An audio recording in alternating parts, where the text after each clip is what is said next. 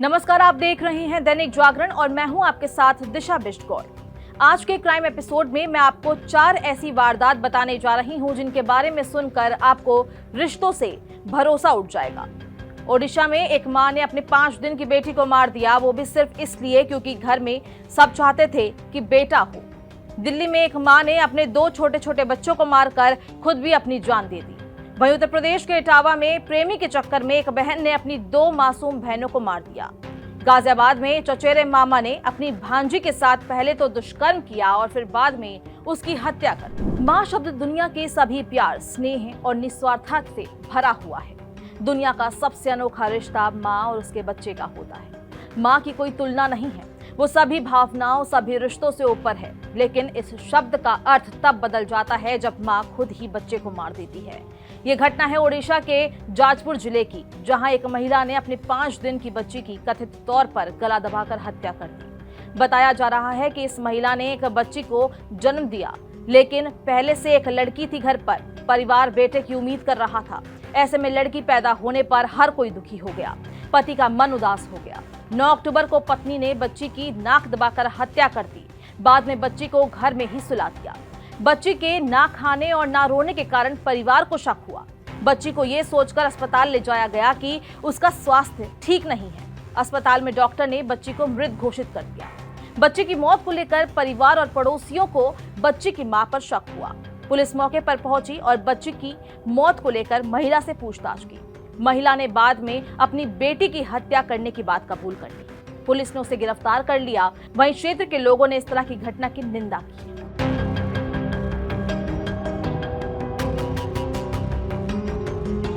दक्षिणी दिल्ली में मुनीरका गांव में एक महिला ने अपने 2 बच्चों की हत्या के बाद आत्महत्या कर ली। इस घटना ने पूरे इलाके में सनसनी मचा दी। हर किसी के मन में बस एक सवाल था कि एक मां आखिर ऐसा कैसे कर सकती है।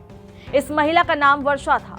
इस मामले में नए खुलासे हो रहे हैं। वर्षा के पिता ने अपने दामाद के ऊपर कई तरह के आरोप लगा दिए, जिससे इस मामले की कई परतें खुल रही है। वर्षा के पिता ने दावा किया है कि वर्षा के ससुराल वाले उसे दहेज के लिए परेशान किया करते थे। उन्होंने ये भी कहा कि उनका दामाद तंत्र मंत्र के चक्कर में पड़ गया था, जिस कारण उसका व्यवहार भी अजीब हो गया था। उन्होंने ये भी कहा है कि वो उनकी बेटी यानी वर्षा को नशीली दवाएं देता था, जिसको खाने के बाद वर्षा भी अलग तरीके से बर्ताव किया करती थी। वो हमेशा परेशान रहने लगी थी।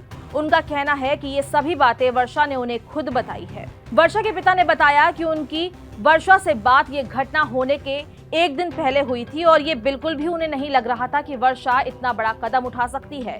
जिस दिन ये घटना हुई उस सुबह वर्षा के पिता ने उसे कॉल किया था, क्योंकि वर्षा ने उन्हें कहा था कि सुबह उसे फोन कर उठा दे।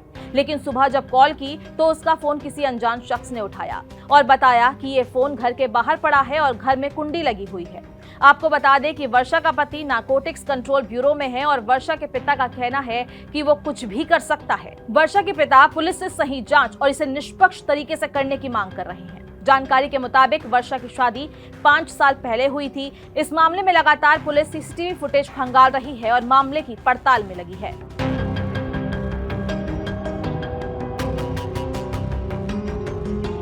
उत्तर प्रदेश के इटावा के एक घर से 2 मासूम बहनों की हत्या की खबर सामने आई। दोनों का गला धारदार हथियार से रेत दिया गया था। उनके शव अलग अलग कमरे में पाए गए। घटना के समय दोनों बहनें ही घर पर मौजूद थी। ग्राम बहादुरपुर निवासी जयवीर पाल के 4 बेटे और 3 बेटियां थी। 2 बेटियां एक 7 साल की और एक 4 साल की थी। वो अपने घर पर मौजूद थी। जयवीर पाल अपनी पत्नी के साथ घर से बाहर गए हुए थे। वहीं उनकी बड़ी बेटी अंजलि खेत में चारा लेने गई थी, जबकि 2 भाई बकरा चुराने गए थे और बाकी 2 घर के बाहर खेल रहे थे। पुलिस को जानकारी मिली कि 2 बहनों की मौत हो गई, तो उन्होंने बड़ी बहन से पूछताछ की। उसने बताया कि देर शाम जब वो खेत से लौटी तो घर के अंदर घुसकर उसने देखा कि 2 अलग अलग कमरों में उसकी बहनें मृत पड़ी है। दोनों की धारदार हथियार से गर्दन रेत कर हत्या कर दी गई थी। अंजलि के मुताबिक शाम करीब 5:45 बजे वो खेत में चारा लेने गई। उसी समय उसके पीछे दोनों बहनें घर में ही थी। फिर 6:30 बजे के आसपास इस हत्या की घटना को अंजाम दिया गया। 6:30 बजे के बाद चारा का गट्ठर लेकर घर लौटी तो दोनों बहनें नजर नहीं आई। अंदर कमरे में जाकर देखा तो खून से लथपथ दोनों के गर्दन कटे पड़े शव थे। पुलिस ने जब गहन जांच की तो हत्यारे का पता भी चल गया। इस हत्या में कोई और नहीं बल्कि बड़ी बहन अंजलि ही थी। बहन ने अपने प्रेमी के साथ मिलकर इस हत्या को अंजाम दिया था। पुलिस ने हत्यारी बहन को गिरफ्तार कर लिया, जहां उसने अपना जुर्म भी कबूल कर लिया। अब आपके मन में सवाल होगा कि एक बहन ने अपनी 2 मासूम बहनों को क्यों मारा। आपको बता दें कि पास के एक गांव के एक लड़का उनके घर आया था और अंजलि से लगातार बातें कर रहा था। इस पर छोटी बहन ने पिता से शिकायत करने की बात कह दी। इस पर अंजलि ने गुस्से में आकर फावड़े से उसका गला काट डाला। उसे मारते हुए छोटी बहन ने देख लिया तो उसने उसको भी खत्म कर दिया। उसके बाद खून से सने फावड़े को पानी से धोया और शाम करीब 6:30 बजे अपने माता पिता को उनके मरने की सूचना दे दी। इस हत्याकांड के खुलासे के बाद खून के रिश्ते में इस तरह के कदम उठाए जाने से मन में सवाल है कि किस पर भरोसा करें।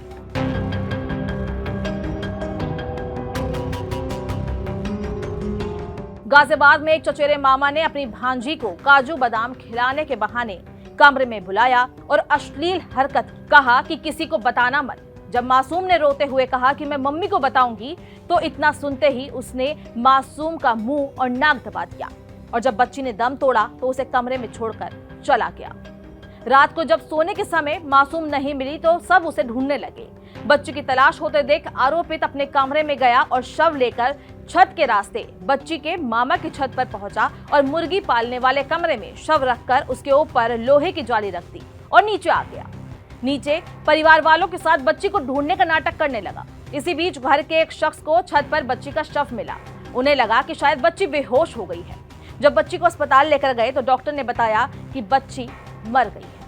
मौत की बात सुनकर परिवार वाले हैरान हो गए और पुलिस को इसकी सूचना दे दी। इस मामले में पुलिस ने सबसे पूछताछ की।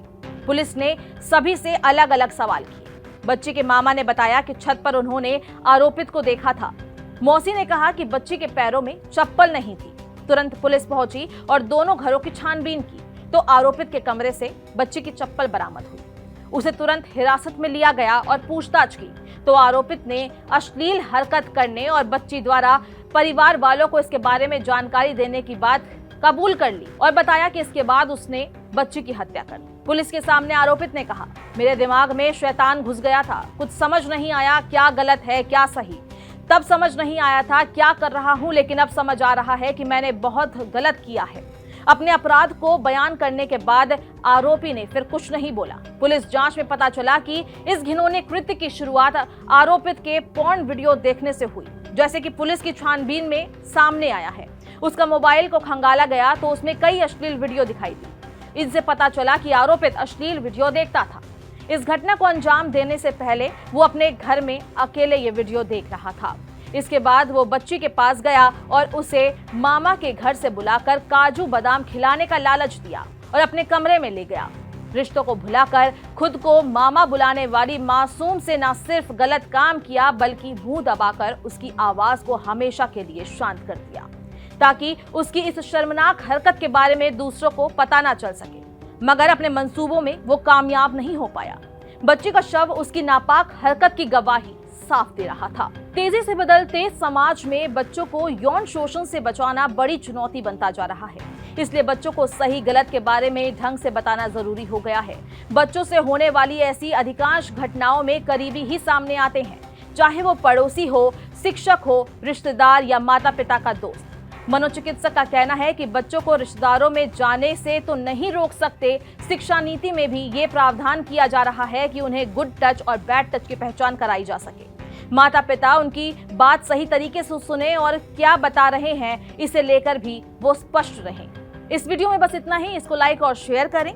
देश और दुनिया की अपडेट्स के लिए दैनिक जागरण को सब्सक्राइब कीजिए और खबरों से जुड़े रहने के लिए हमारे व्हाट्सएप चैनल को जरूर आज ही फॉलो करें।